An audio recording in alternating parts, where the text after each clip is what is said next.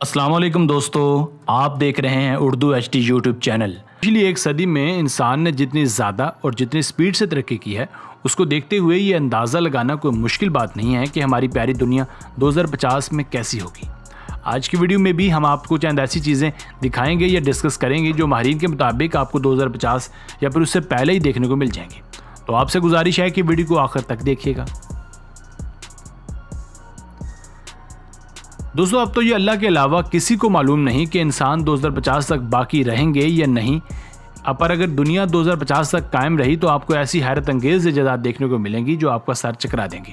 जैसा कि हमारे यहाँ सबसे बड़ा मसला ट्रैफिक का है, जिसकी वजह से टाइम का ज़िया और एक्सीडेंट की शरह में इजाफा रोज़ बरोज़ देखने को मिलता है।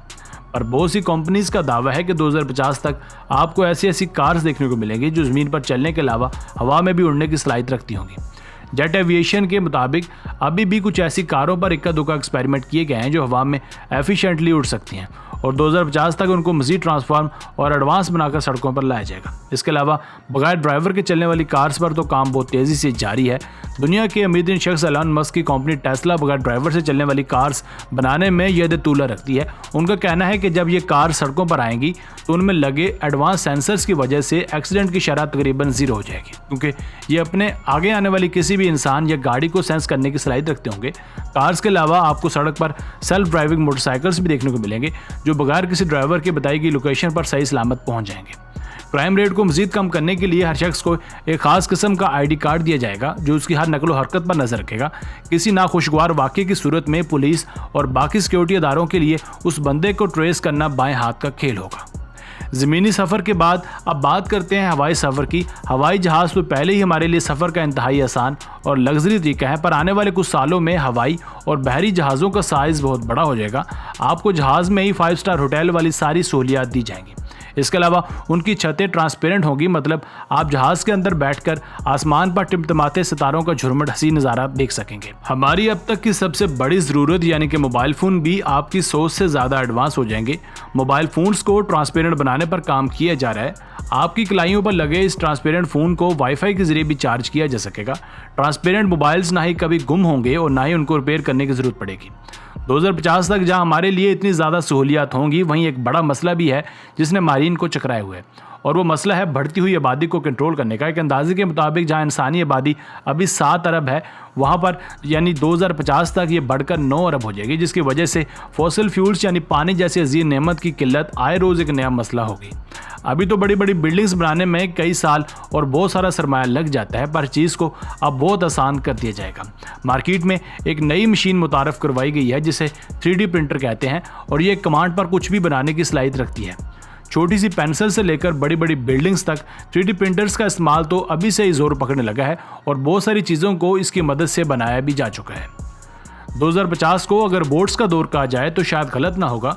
आपको हर तरफ और हर फील्ड में इंसानों से ज़्यादा रोबोट्स काम करते नजर आएंगे, फिर चाहे वो हॉस्पिटल हो या फिर कोई रेस्टोरेंट, हर जगह रोबोट्स ही रोबोट्स होंगे। और 2050 जहां हमारे लिए इतनी ज़्यादा सहूलियात लेकर आएगा, वहां बहुत से मसाइल भी दरवाजे पर दस्तक दे रहे होंगे। जैसे कि रोबोट्स के आने से इंसानों की छुट्टी करवा दी जाएगी और आपको हर दूसरा इंसान बेरोज़गार मिलेगा, क्योंकि उनकी जगह रोबोट्स काम करेंगे।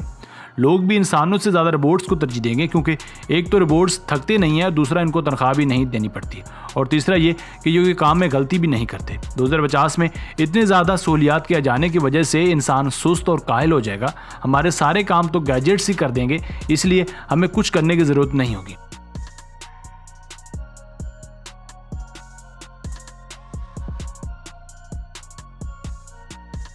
ऐसे ही बेकार पड़े पड़े इंसान को मुख्तलिफ़ किस्म की बीमारियां आन घिरेंगी। इसीलिए जहां इंसानों की एवरेज एज 50 या 60 साल है, वहीं 2050 में बमुश्किल 40 साल रह जाएंगे। बहुत ज़्यादा मोबाइल का इस्तेमाल करने से आंखों की बीमारियां आम होंगी। इंसान को दूर की चीज़ें धुंधली दिखाई देंगी। ग्लोबल वार्मिंग की वजह से ज़मीन से पर बहुत बड़ी माहौलियाती तब्दीली वाक़या होगी, जिसमें ज़मीन का दर्जा हरारत बहुत ज़्यादा बढ़ जाएगा, और ग्लेशियर्स पिघलने की वजह से समंदर में पानी की सतह इतनी बुलंद हो जाएगी कि मालदीव्स जैसे खूबसूरत मुल्क और कई और जज़ायर भी पानी में डूब जाएंगे। अभी तक दुनिया के 5 बड़े जजीरे समंदर की नज़र हो चुके हैं और ये तादाद 2050 तक बहुत ज़्यादा हो जाएगी। इंसानी आबादी बढ़ने की वजह से गोश्त की मांग में भी बेपनाह इजाफा हो जाएगा, जिसकी वजह से जानवरों की तादाद खासी कम पड़ जाएगी। इस चीज़ पर काबू पाने के लिए बहुत से एक्सपेरिमेंट किए गए हैं, जैसा कि हाल ही में किए गए एक तजर्बे के मुताबिक जानवरों को ज़िबा किए बगैर उनसे गोश्त हासिल किया जाएगा। गोश्त की कमी को पूरा करने के लिए बहुत से कीड़ों मकोड़ों पर भी रिसर्च की जा रही है ताकि वो हमारी खुराक का हिस्सा बन सकें। फ्यूचर में हम पानी पीने के बजाय पानी खाएंगे। जी हाँ, 2050 तक प्लास्टिक बॉटल्स को ख़त्म कर दिया जाएगा और पानी इस तरह आपको बबल्स की शक्ल में मिलेगा, जिसको मुंह में रखते ही ये पानी बन जाएगा। तो बस यहीं तक थी आज की वीडियो। आपके ख्याल में 2050 तक हमारी दुनिया में कौन कौन सी तब्दीलियाँ रूनुमा होगी, हमें कमेंट सेक्शन में ज़रूर बताइएगा। अगर वीडियो पसंद आई हो तो वीडियो को लाइक और चैनल को सब्सक्राइब कर दीजिए। आपका बहुत शुक्रिया। मिलते हैं एक नई वीडियो के साथ।